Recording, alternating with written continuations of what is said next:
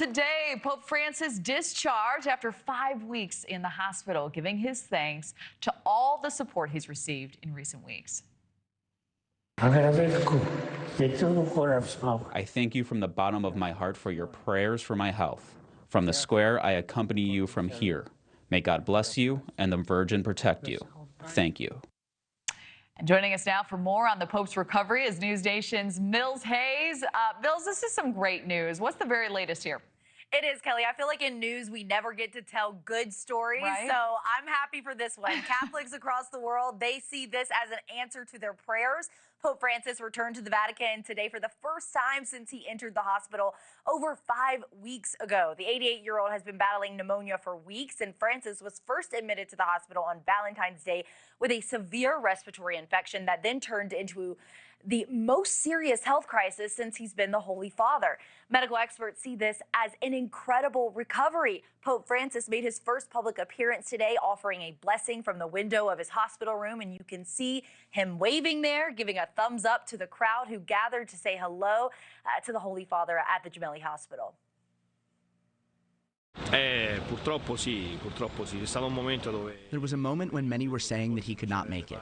And it was painful for us, because I'm not sure if there will be a pope like this again. Instead, today, with the discharge, we are very happy that he is well, and we hope he will recover soon and will recover his strength. Francis's doctor says that he will have a nurse caring for him when he returns to his home at the Vatican. And Francis is expected to be busy, though, in the coming weeks. He's supposed to meet with Britain's King Charles on April 8th and also lead the Vatican's Easter celebrations on April 20th. Kelly? Wow, what a miracle. Mills, do we know more about the specifics of what his recovery may look like?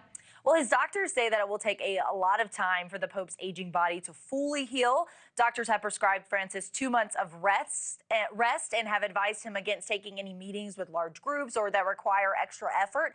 And while the Pope was fighting double pneumonia, he did suffer 4 acute attacks. The Vatican called respiratory crises, and at least 2 of those crises were critical, with the Holy Father in danger of his life. Francis no longer has pneumonia, but is not completely healed from a complex infection involving several microorganisms. The head of his medical team says that it will take time for the Pope's voice to return to what it was before. One senior cardinal adding that the Pope would need to relearn how to speak. But Francis did take to X to say thank you to those who prayed for him. And he also said, let us pray together for peace in Ukraine, Palestine, Israel, and other countries that are experiencing violence right now. And he did address the crowd before being discharged from the hospital today. And while he did struggle to speak, he was able to thank them and also acknowledge one woman with the flowers, yellow flowers to be exact, and also give them a blessing. Kelly? All right, a great update. Mills Hayes, thank you.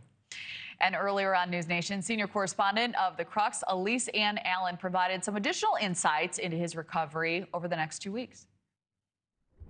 He has been discharged. Doctors have deemed he's well enough to continue his recovery at home, but he's going to have to continue his drug therapy. So all of sort of the drugs he's been taking in the hospital, the antibiotics and stuff, he's going to have to continue that at his residence in the Vatican.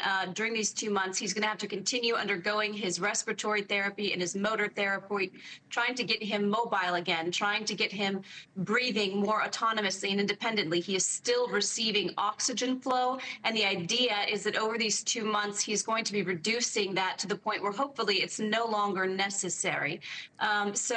He is going to be busy, but in a different sense.